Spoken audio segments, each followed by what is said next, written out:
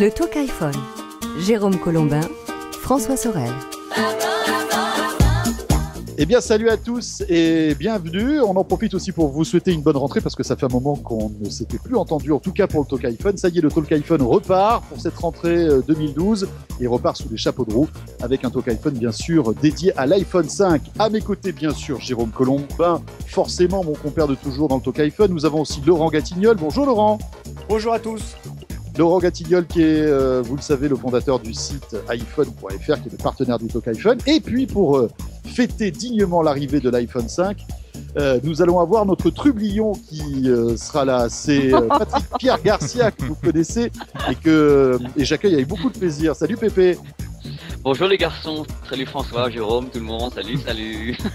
Voilà, alors c'est une configuration un peu particulière parce qu'on est tous chez nous, voilà. Et on avait en fait envie de réagir très très vite à l'annonce de cet iPhone 5 et c'est pour ça que on vous propose tout de suite justement de nous donner notre avis concernant cet iPhone 5, Jérôme. Oui, parce que c'est évidemment l'événement de la semaine. Alors vous l'avez suivi sur la chaîne Techno, vous l'avez suivi sur iPhone.fr. Mercredi 12, la keynote de Tim Cook à San Francisco, présentation officielle de ce très attendu iPhone 5 à propos duquel il y a énormément de choses à dire. D'abord parce qu'il y a toujours des trucs à dire quand il y a un nouvel iPhone, et deuxièmement parce qu'il y a beaucoup de questions qui se posent et parce qu'il y a un peu de déception derrière tout ça. Que vaut cet iPhone 5 ? Eh bien, on va essayer de décrypter tout ça dans le Talk iPhone. Soyez les bienvenus. Voilà, avant de rentrer dans les détails et essayer de dire un maximum de choses concernant cet iPhone 5, un mot sur la qualité sonore de ce Talk iPhone qui n'est pas forcément très optimale, hein, Jérôme. Mais là, on a voulu en fait être très rapide. C'est pour ça qu'on n'est pas tous réunis. Oui. Mais l'essentiel, c'est que vous puissiez nous comprendre et qu'on puisse vous dire tout ce qu'on avait envie de vous dire parce qu'il y a pas mal de choses à raconter, bien sûr. Bien sûr, puisque, alors je le disais, je crois qu'il va falloir qu'on rentre directement dans le vif du sujet et demander d'abord peut-être à Laurent et à Pépé leurs sentiments sur cet iPhone qui, on le voit sur le web, a fait beaucoup de déçus. Est-ce que vous êtes dans ce cas-là ? On commence par Laurent ? Eh bien, volontiers. Alors, beaucoup de déçus, oui, sur tous les passionnés, surtout ceux qui suivent la marque depuis longtemps, il y a eu des déceptions. Globalement, je pense qu'il faut laisser un tout petit peu de temps et voir un peu la machine, comment elle réagit, comment on l'a en main, comment elle se présente, si elle est rapide, si tout ce que Apple a annoncé se révèle vrai ou pas, pour conclure. Mais c'est vrai qu'il y a eu une certaine déception. Alors déception, il faut le dire, parce que finalement, il y a très peu d'innovation, hein, Pépé.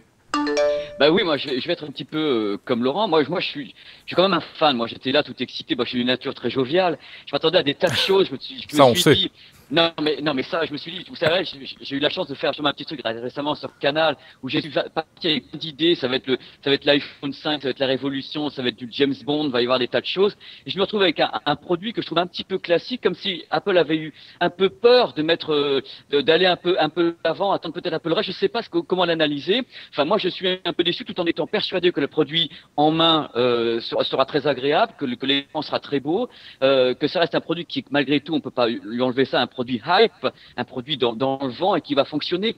Mais je m'attendais à tellement de choses par-dessus quand je parle justement de la reconnaissance digitale, des empreintes digitales, des tas de trucs comme ça. Je suis un petit peu déçu. Je m'attendais vraiment à une bombe atomique, quoi.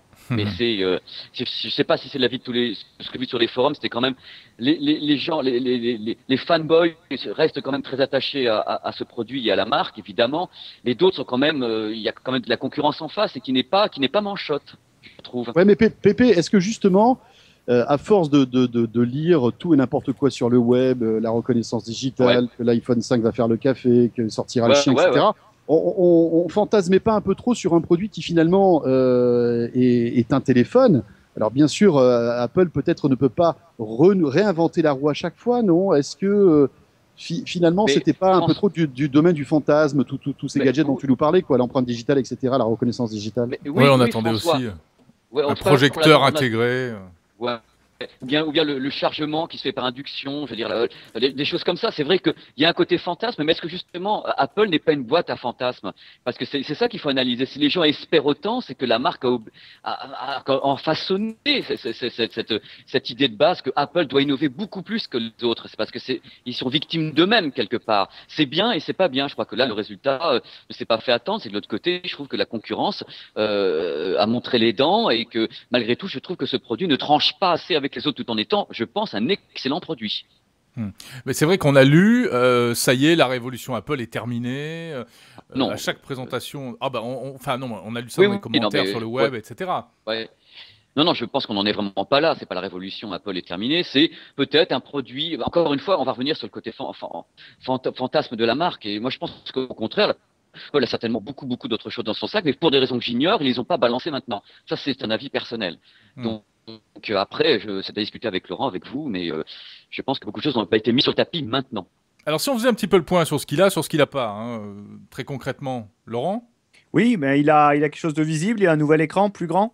Alors, la question, c'est est-ce qu'il est assez plus grand? C'est un peu la question que tout le monde pourra se poser. Est-ce que c'est pas un casse-tête aussi pour les développeurs? Est-ce que c'est le format de l'écran, cette résolution n'est pas un casse-tête pour certains développeurs? Parce qu'il est un peu bizarre au niveau de la résolution. Donc là, maintenant, on dit est-ce que certaines applications ne seront pas affichées avec des barres noires, des trucs comme ça? C'est des trucs aussi, il va falloir qu'il y ait une réponse à ça. Alors, si on commence à avoir des applications en 16/9, on n'est pas couché. Voilà, c'est ça. En fait, c'était un peu le sens de ma remarque, c'est-à-dire qu'en fait, Apple a fait le chemin de faire une fragmentation, une première fragmentation dans la taille de l'écran. C'est important parce que ça veut dire que les développeurs vont tous devoir retravailler donc pour s'adapter. Et la question, c'est est-ce que pendant qu'ils y étaient, ils n'auraient pas dû faire un peu plus grand sur les côtés également? Donc là, ils expliquent pourquoi, il faut que ça tienne en largeur de main, etc. Ça se défend. C'est encore pour ça, il faudrait le voir à l'usage. Et ça va, je pense qu'il va y avoir deux camps. Il va y avoir les camps des gens qui veulent du grand. Et du camp des gens qui disent oui mais moi ça me suffit et c'est peut-être même trop haut ou je sais pas, mais peut-être que là il y avait une opportunité et tant qu'à faire une rupture autant la faire franchement quoi. Alors il faut dire que on a eu la chance de l'essayer, de le prendre en main déjà cet iPhone 5 et je crois que vous serez d'accord avec moi pour dire que il est très très agréable dès qu'on le prend en main et cette forme allongée c'est plutôt un bon point. Alors là, tu t'adresses à moi, Jérôme, parce que je pense qu'on n'est que tous les deux à avoir touché cet iPhone 5. On a eu cette chance, c'est vrai. Mais il y a un truc qui nous a scotché, Jérôme et moi, quand on l'a pris en main, c'est le poids déjà. La vingtaine de grammes qu'il a en moins, on le sent tout de suite, c'est impressionnant. On se dit, tiens, c'est bizarre, ils ont fait un iPhone, ils ont enlevé la batterie, dis donc. Mais non, pourtant, elle est dedans. Il est un petit peu plus fin. Et moi, ce qui m'a surpris, et on s'est fait tous la réflexion à Londres lorsqu'on a pu toucher cet appareil, c'est la finition. On avait tendance un peu à oublier que Apple, c'est aussi de très très beaux objets. Et là, quand on prend ce nouveau produit, tout de suite, on voit que il y a eu un travail énorme de finition, de qualité de fabrication. Si on le compare à d'autres smartphones de marques concurrentes, je ne vais pas les citer, mais c'est vrai qu'on ne joue pas du tout dans la même cour. D'un côté, on a l'impression de tenir une Swatch, et d'autre côté, on a l'impression d'avoir au poignet une Rolex, quoi. Alors évidemment, c'est pas le même prix. Évidemment, au niveau techno, peut-être qu'on n'est pas au même niveau. Mais ce qui est bluffant, c'est la qualité de finition. C'est vraiment un super beau produit, quoi. Oui, moi je suis tout à fait d'accord avec toi. Je crois qu'effectivement, il y a cette dimension objet de luxe, presque bijou, qui est très importante, qui a fait le succès des produits Apple d'une manière générale et de l'iPhone en particulier toutes ces dernières années. Et ça, Apple veut continuer à cultiver ce truc-là. Et puis en plus, il y a peut-être cette recherche aussi d'améliorer ça, parce que quand on compare par exemple l'iPhone 3GS à cet iPhone 5, mais on a l'impression que c'est deux marques différentes.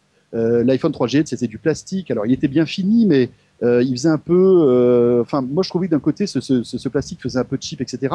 Là, on a l'impression tout de suite d'avoir un objet de luxe entre les mains. Quoi. Après, je ne sais pas, c'est peut-être pas forcément une bonne stratégie parce qu'il coûte très très cher, peut-être trop cher ce téléphone. Mais en tout cas, on ne peut pas enlever ça à Apple. La finition est exemplaire.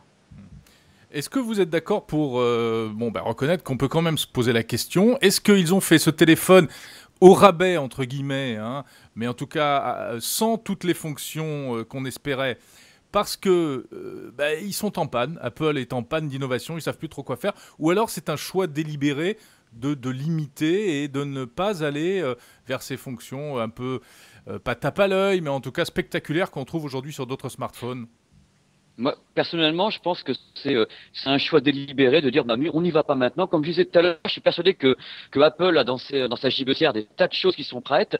Je sais pas, on peut évoquer, on va l'évoquer maintenant. Je pense qu'il faut évoquer le problème le problème ou non du réseau 4G, parce que quand on a appris après, oui, bon, la France, machin, ou même le NFC, je veux dire, le paiement, je pense que c'est des choses peut-être Apple s'est dit c'est pas le moment pour certaines. J'arrive pas tout à fait à tout analyser. Là, justement, c'est très bien qu'on en parle tous ensemble. Je pense à des choses pour lesquelles Apple s'est dit non, c'est pas le moment, il faut pas, on va attendre un petit peu, alors que d'autres s'engouffrent dedans tout de suite. Peut-être qu'il y a une petite réserve, mais je pense que tout est prêt. Ça, c'est mon point de vue. Laurent? Oui, pareil, je pense que Apple, ils sont sur des cycles lents, entre guillemets, avec des innovations qu'ils amènent quand elle est vraiment prête. Alors, c'est ce qu'ils nous expliquent à chaque fois. C'est mon avis. On a un cycle quand même que moi je remarque qui est du renouvellement sur 2 ans, et ce qui est souvent exposé dans leur présentation, parce qu'il associe toujours le prix à un engagement de 2 ans. Et en fait, quand on regarde bien, une machine chez Apple, elle va être nouvelle pendant 2 ans avec des innovations sur une base, sur le même boîtier. Ils vont essayer de mettre quelque chose de nouveau qui va faire que ce même boîtier, il va quand même certains vont avoir envie de le prendre. Ceux de 2 ans avant et certains de 1 an d'avant. Donc là, aujourd'hui, ceux qui ont un iPhone 4, un iPhone 3GS, ils vont se ruer sur l'iPhone 5. Ceux qui ont un iPhone 4S, ils vont pouvoir rester heureux encore 1 an, sans pour autant regretter leur achat et pouvoir reprendre le suivant. Donc, le fait qu'ils en gardent un petit peu sous le pied est pas surprenant quand on imagine qu'ils se projettent non pas à la vente d'aujourd'hui, mais la vente de demain, d'après-demain et des années futures. Donc, le fait de garder du NFC, peut-être qu'il n'était pas mûr. Peut-être qu'ils pensent qu'ils peuvent faire mieux que la concurrence en le lançant dans 1 an. C'est aussi un moyen comme ça d'avoir tous les ans quelque chose, même si ce n'est pas quelque chose de majeur, mais une évolution continue. Je crois que c'est très intéressant ce que tu dis, Laurent. C'est-à-dire que ça montre vraiment que la préoccupation majeure pour Apple, c'est quand même de vendre des téléphones et que c'est super étudié d'un point de vue commercial, quoi. Et puis, il y a aussi, enfin, on parle de 4G, c'est bien beau la 4G, ça, on va pouvoir surfer la vitesse de la lumière, on aura tous de la fibre optique sur son téléphone. Bon, ça, déjà, on ne l'aura jamais, hein, c'est simplement un fantasme. Ouais, c'est pas vrai. Je sais pas, François, si vous avez eu les informations que j'avais eues, moi, pour les États-Unis, les tests faits sur place, ils ont mesuré d'un peu par débit, c'est 3 fois plus. C'est pas ni 30, ni 40, ni 50, c'est 3 fois plus. Le débit est 3 fois supérieur. C'est ce que moi j'avais vu déjà quand j'étais aux États-Unis. Ouais, mais Pépé, c'est. Oui. Je suis d'accord, mais c'est quand le réseau n'est pas trop utilisé. Enfin, on va rentrer dans des détails techniques, mais oui, aujourd'hui à Paris, on n'aura jamais 100 mégas en 4G pour télécharger. Ça, c'est clair. Et puis la deuxième chose aussi, c'est que la 4G, c'est pas prêt. Tous les opérateurs en parlent parce que effectivement, c'est un moyen de se différencier de Free Mobile et parce qu'ils sont tous un petit peu aux abois et qui misent sur l'innovation. Puisqu'ils peuvent pas véritablement trop s'aligner sur les prix. Donc, ils disent, bah, écoutez, nous, on coûte un petit peu plus cher, mais on va avoir la 4G qui va se lancer. Mais la 4G, il va falloir des années pour que toute la France soit couverte. En revanche, ce qui est intéressant, c'est que cet iPhone 5, tout comme le Galaxy S3 et tout comme les téléphones de nouvelle génération, sont compatibles avec la génération antérieure à la 4G qui est la 375G. Alors on rentre un petit peu dans des détails techniques, mais ça va vous permettre d'avoir des débits monstrueux sur un téléphone qui vont de l'ordre jusqu'à 40 mégabits. Et ça, l'iPhone 5 et d'autres téléphones sont compatibles. Là, c'est un plus par rapport au 4S qui n'est pas compatible avec ce super 3G. Ouais. Non, mais c'est sûr que c'est une belle mise à jour, hein. Incontestablement, il y a des différences, et encore heureux, on va dire. Mais comme ce qu'il y a, c'est qu'il n'y a pas ces fonctions NFC, machin, etc., la vraie 4G et tout. Finalement, c'est pas un téléphone de geek, quoi, cet iPhone. François, le soir même, tu as eu une réflexion que, a posteriori, je trouve intéressante. Tu as dit, il est rassurant, l'iPhone. Ouais. C'est-à-dire qu'au début, tu l'as pas trouvé rassurante. C'est après, quand tu t'es couché, tu te dis, ah là, elle est rassurante. Au début, il m'a fait peur, oui. Ouais, non, mais il est rassurant. Mais pourquoi ? Mais c'est vrai. Parce que Madame Michu, qui a son 3GS, elle va passer au 5. Elle va pas être bouleversée. C'est-à-dire qu'elle va se dire, waouh, l'écran est plus grand. Waouh, il y a une rangée d'icônes en plus. Elle va tout comprendre tout de suite. Et elle va pouvoir tranquillement envoyer ses petits SMS et télécharger l'appli Météo France. Ça marchera de la même manière. Et je pense que ça aussi, c'est important pour Apple. Ils avancent par petites touches. Voilà. Surtout pas de rupture. Surtout pas de rupture. Surtout pas aller trop vite pour pas déstabiliser les utilisateurs. Et puis, à mon avis, il y a aussi autre chose. C'est que implémenter des technologies comme le NFC, comme par exemple la reconnaissance d'empreintes digitales dont on a parlé tout à l'heure, tous ces trucs-là, ça coûte très très cher. Et il faut pas oublier une chose, c'est qu'Apple gagne énormément d'argent avec ses téléphones. Ils font au moins 30% de marge. Et donc, ce sont des technologies qui sont d'ores et déjà même dans l'iPhone 5 à des prix assez compétitifs. Si vous rajoutez des composants à tous les étages, vous allez avoir un téléphone, certes, qui va être très sophistiqué, mais qui coûtera peut-être encore plus cher. Et déjà, là, on se rend compte que l'iPhone 5, 64 Go est à presque 900 €.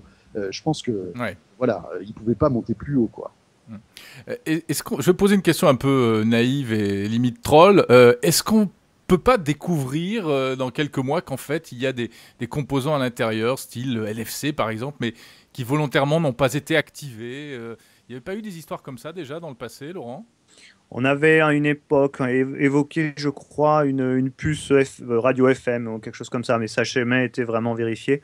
Je pense que non, il n'y aura pas de puce de découverte. Je pense qu'on est encore dans le fantasme qui a été entretenu et on participe malheureusement à ça, mais par les rumeurs qui sont passées. Le NFC, il n'y a pas que des rumeurs, il y a aussi des concurrents qui l'ont, donc c'était plausible de se poser la question. Non, j'ai peur que ce soit le téléphone qu'on aura pour un an et puis que l'année prochaine, il y aura quelque chose de nouveau. Laurent, comment ça se passe là? Parce que ce qui est formidable avec toi, c'est que tu es vraiment en contact avec des milliers de personnes qui discutent avec toi sur iPhone.fr. Alors attention, il ne fait pas la hotline, ne lui posez pas de vos questions. Je vous donnerai son numéro de portable après à Laurent, mais là... Par pitié, non. Focalisons-nous justement sur les retours. Les gens sont déçus d'une manière générale ou... Alors, c'est vraiment, il y a vraiment deux attitudes. Il y a ceux qui ont 3G, 4S, le 3GS et le 4, globalement, vont faire le pas. Ceux qui ont le 4S vont pas le faire a priori. Il se pourrait qu'ils le fassent après quand ils le verront et l'auront touché, parce que je pense que quand même le côté affect va jouer. Et ça, c'est la force d'Apple, qui, sans avoir forcément d'innovation technique. Maintenant, on reviendra un peu là-dessus. Je pense qu'il y a quand même des innovations techniques. On n'en parle pas beaucoup, mais c'est un autre point. Mais globalement, ce que je peux dire, c'est que c'est quand même un énorme carton. C'est-à-dire que depuis ce matin, les précommandes sont parties. On se parle un peu avant la diffusion. Les commandes sont parties et elles sont parties, j'ai l'impression, très fort. Oui, plus fort encore que le 4S, il paraît. Alors, en tout cas, la rupture est arrivée au bout d'une heure et pour le 4S, il avait fallu 22 heures aux États-Unis, 20 heures pour le 4, là, 1 heure. Donc en 1 heure, les États-Unis, l'Allemagne, la France c'était un peu plus, ça a été 2 heures, mais il est cher en France. Ils vont faire, chez Foxconn en Chine, ils vont faire travailler les chiens, les bébés. Mais quelle horreur. Mais non, je pense que globalement, ça va être un énorme carton. Donc là, c'est plus pour... On dépasse un peu le côté, le geek qui sommeille en nous est forcément déçu de ne pas avoir tout dans la machine. Au-delà de ça, ils ont réussi à faire une machine fine, légère, avec un écran amélioré. J'espère avec une capacité photo bien améliorée. Au bout du bout, tout a été un petit peu amélioré quand même. Et tout ça dans un package qui est plus petit. Donc, je pense qu'au-delà de la première impression frustrée, il faudra regarder un tout petit peu plus loin. Et je pense que cet iPhone 5 sera une cuvée importante d'iPhone. Moi, je pense que je suis assez d'accord avec Laurent. C'est-à-dire qu'on ne mesure pas encore l'impact que ça va avoir. Personnellement, et en dehors de tout parti pris et de tout affect, moi j'aurais tendance à penser que ce truc-là va encore cartonner, c'est certain, qu'il va imposer sa loi, dicter sa loi, et même s'il n'a pas toutes les fonctions waouh et tous les effets waouh dont on parle là depuis tout à l'heure, ça risque encore une fois de devenir la référence et d'imposer sa loi. En fait, ça va être un peu le triomphe du téléphone normal, quoi. C'est pas le téléphone bling-bling, c'est le téléphone normal. Pépé, est-ce qu'à ton avis, il y a des gens qui ont été déçus par l'annonce de cet iPhone 5 et qui vont peut-être switcher, aller dans le camp adverse, genre Galaxy S3 ou même Nokia avec Nokia Lumia? Ouais. Quand je vous écoute, la différence de vous trois, moi je suis pas vraiment, excuse-moi de vous le dire, mais je suis vraiment le total fanboy d'Apple. Moi je suis un fanboy de tout. C'est-à-dire que moi, j'aime les produits tout simplement et je n'ai pas vraiment de paroisse. Par contre, je vous écoute et il y a quand même des produits que moi j'ai vus récemment comme le Lumia 920 ou des trucs comme ça qui moi me semblent très très bien, ça me sont des très beaux produits qui sont pour moi aussi peut-être attirant pour certaines personnes que peut l'être cet iPhone 5. Peut-être en effet certaines personnes vont changer de camp, je crois pas, mais peut-être au moment d'un achat où on ne sait pas trop exactement ce qu'on va faire, seront peut-être tentés par des produits comme justement le Lumia ou encore une fois le Galaxy S3 qui sont quand même des produits intéressants. C'est pour ça ce que je disais tout à l'heure, c'est que bon, il y a ce nouveau téléphone que je trouve vraiment très sympa, mais en face, je trouve qu'il y a une concurrence qui s'organise quand même un petit peu et je trouve que les produits sont intéressants des deux côtés. je trouve que ça c'est très bien pour le marché tout court, qui est justement des produits comme l'iPhone 5, et des produits comme le Lumia 920 ou comme le Galaxy S3. Je trouve ça vraiment bien pour tout simplement notre profession et le marché. Donc je suis pour la pluralité et je comprendrais si des gens craquent sur l'iPhone 5 parce que je le trouve sexy, joli, justement très classe, et que d'autres personnes veulent aller vers le Lumia qui a des petites fonctions sympas comme la recharge sans fil, des trucs comme ça. Je peux piger, alors qu'avant, c'est vrai que de l'autre côté, il n'y avait pas autant de répondants. Je trouve qu'il y en a beaucoup plus et c'est bien pour tout le monde. Ouais, bien sûr, Pépé. Moi, je suis d'accord, mais c'est vrai, c'est bien, ok, la pluralité, etc. On est tous d'accord là-dessus, et on défend. Aucun de nous ici ne défend une chapelle plus qu'une autre. Mais après, il faut être réaliste. Je veux dire, le Lumia, ils ont présenté comme une innovation majeure le fait maintenant de pouvoir faire des copies d'écran, des screenshots. On voit que c'est quand même Windows Phone a du retard à rattraper. iOS a une avance qui est escalée, c'est indéniable. Je suis tout à fait d'accord avec vous. C'est clair, c'est une réalité pour nous les professionnels et pour les gens qui sont vraiment dans le trip Apple. Après, moi, je me pose toujours du côté un peu du grand public. Ce que je vois, dans tous les cas, c'est que les gens sur le terrain ne connaissent peut-être pas tous les tenants aboutissants de chaque matériel, mais ce que les gens voient, c'est l'importance d'une keynote d'Apple dans le monde entier, puisque franchement, cette keynote, c'était l'engouement le plus total. On voyait les gens rivés carrément derrière leurs ordinateurs. Moi, je voyais des gens j'avais des potes à moi qui étaient dans la rue, carrément rivés au fil d'actualité pour savoir ce qui se passait chez Apple. Les Twitter étaient en plein délire. Bon, c'est quand même quelque chose qu'aucune autre entité peut arriver à accomplir. Donc l'aura de Apple, on peut dire ce qu'on veut de l'iPhone 5, mais l'aura de Apple est absolument gigantesque. Alors de l'autre côté, il y a des concurrents par contre que je me permets de trouver de mieux en mieux armés, peut-être pas tous, avec des produits que je trouve vraiment très compétitifs. Personne ne peut dire ici que le Galaxy S3 est un échec technique ou n'importe quoi. Ce sont des produits qui sont... Je trouve ce qui est bien, et ça sera peut-être mon petit mot de la fin, moi, c'est qu'en face de l'iPhone 5, il y a quand même du répondant. Tout n'est pas bon d'un côté, tout n'est pas mauvais de l'autre et vice versa. Mais il y a du répondant. Et personnellement, moi, en tant que journaliste, ça me réconforte de savoir qu'il y a, entre guillemets, un duel sympa. Et ça, c'est sublime. Ouais, et puis surtout un duel équilibré, parce que c'est vrai que pendant un moment, Apple régnait en maître. Cela dit, il est un peu équilibré, là. On se rend compte que d'un côté, on a Apple et Samsung, et puis les autres sont en train de grignoter les miettes. Hein. Les Sony, les HTC, les Nokia, voilà. On va arriver. Windows Phone 8. Oui, tout à fait. Je pense qu'il a espérons-le. Ouais, espérons-le, mais c'est toujours bon pour le marché. Et là, je me mets encore le côté quand ça m'appelle d'avoir plusieurs choix. Voilà, ça c'est mon avis de petit gars. non, mais ça, oui, bien sûr. Ça, je crois qu'on est tous d'accord là-dessus. C'est très bien, puis c'est ça aussi qui fait progresser. Exactement. Etc. Voilà. Et puis, il y en a pour tous les goûts, parce que c'est amusant. Autant une keynote d'Apple est un événement planétaire, autant il y a toujours autant de gens qui se déclarent allergiques à Apple parce que justement, on en fait trop. Oui, mais ça, c'est-à-dire qu'en fin de compte, il se passe, pourquoi on en fait trop? Parce que Apple, ils viennent quand même de loin, on va pas refaire tout le panel, ils viennent quand même de loin, et voir à quel niveau ils sont arrivés aujourd'hui, c'est quand même exceptionnel. Je veux dire, c'est ça qui fait que les gens sont peut-être un petit peu dépassés, parce que on le voyait il y a 10 ans, on ne voyait pas les choses comme ça. Donc, je pense que et puis il y a un côté, il faut quand même être réaliste sur le point. Moi, je me mets encore, il y a un côté un peu bobo autour d'Apple. Il y a comme une sorte de fanboy club, qui est un peu moins peut-être de l'autre côté. Donc, peut-être que le public le voit quand même d'une façon un peu bizarre. Il faut vraiment être dedans. Moi, j'ai des amis qui sont entre guillemets des fans d'Android ou des fans d'Apple. Ça crée des belles discussions bien animées. Et ça, c'est génial parce qu'il n'y a rien de plus formidable que d'avoir ce genre de discussion. Mais et chacun a sa paroisse. Se dire, oui, moi je trouve qu'Android, oui, moi je trouve que Apple. Et ça, c'est fabuleux. Et là encore, c'était la preuve par tout ce que vous voulez que cette keynote a encore fait parler d'Apple, a encore fait parler de iOS. Et advienne que pourra. Maintenant, les dés sont jetés. Moi, j'attends la riposte du camp adverse sur la prochaine génération et je suis super impatient. Est-ce que finalement, d'ailleurs, c'est pas le camp adverse qui risque d'être le plus embêté? Parce que, si demain, un Samsung rajoute encore de nouvelles fonctions, par exemple, le Galaxy S3 est déjà supérieur en fonctionnalité. Donc, ils n'ont même pas besoin d'ajouter des trucs en plus. Il va falloir qu'ils se battent sur autre chose.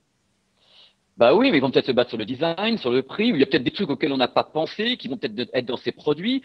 Donc, et peut-être qu'en effet, Apple aussi prépare des trucs auxquels on n'a même pas encore pensé, qui sont déjà peut-être prêts sur le iPhone 5 S ou l'iPhone 6, parce que il y a toujours un truc, il y a ce qui, vous savez très bien que les industriels ont 2-3 ans d'avance, même beaucoup, 3 ans d'avance, même beaucoup plus quelquefois. Il y a des tas de trucs qui sont dans les chaudrons auxquels peut-être même nous, les journalistes, n'ont même pas eu accès, n'ont même pas pensé. Donc ça, c'est quand même un truc qu'il faut prendre en considération. Je pense que les choses sont vraiment dans les gibecières. Hein.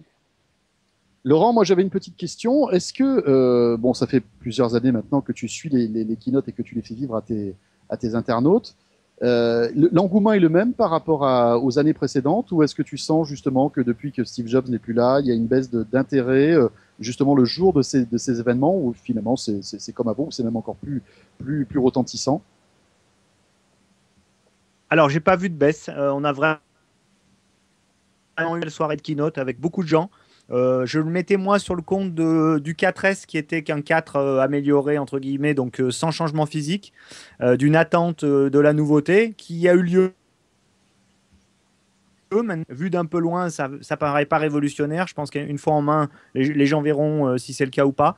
Mais globalement, non, il y a eu une très très grosse appétence pour la keynote ce mardi soir. Oui, l'intérêt ne baisse pas en fait. Hein. Ouais. Non, on aurait pu croire parce que ça devient un peu plus mainstream. Maintenant, l'iPhone, bon, tout le monde a un ami, un voisin ou même un iPhone, on en voit de partout. Donc, à un moment ou à un autre, c'est vrai qu'on peut se dire que ça devient un peu commun et qu'on va moins en parler. Mais là, il y a vraiment, vraiment eu beaucoup de bruit quand même. Bien, très bien. Bah écoutez, vous savez qu'on a presque atteint la demi-heure qu'on s'était imparti pour ce Talk iPhone spécial iPhone 5. Voilà, c'était un peu les réactions à chaud. Alors, juste une chose, hein, on va revenir sur l'iPhone 5 parce que nous allons bientôt l'avoir en main et on vous proposera le jour de sa sortie un test en vidéo sur la chaîne Techno qui sera complet, où là on rentrera un petit peu plus dans les détails techniques, enfin voilà, sur la 4G, sur l'écran, la taille de l'écran, iOS 6, etc.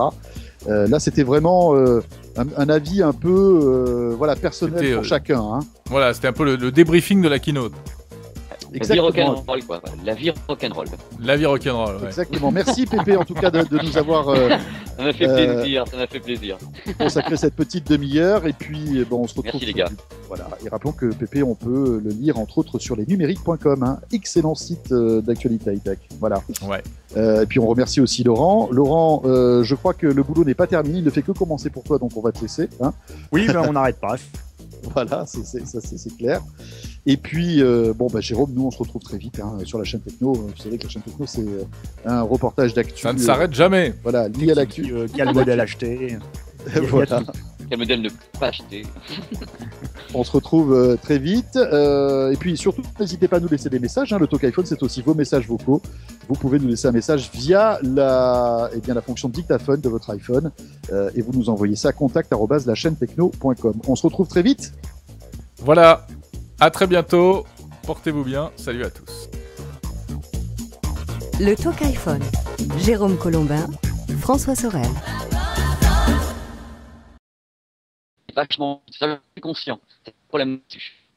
Jérôme, moi j'entends rien. Ouais. Non, il est très haché là. Pépé, Alors, je suis désolé. Pépé, c'était super ce que tu as dit, mais on n'a rien compris. Vous faites une émission, l'autre il est au téléphone, il y a une merde. Voilà, quoi. On a vu l'émission. Non, on a lu l'émission, on a perdu Pépé parce qu'entre temps il y a un bus qui est passé dessus. Trouver un truc, quoi.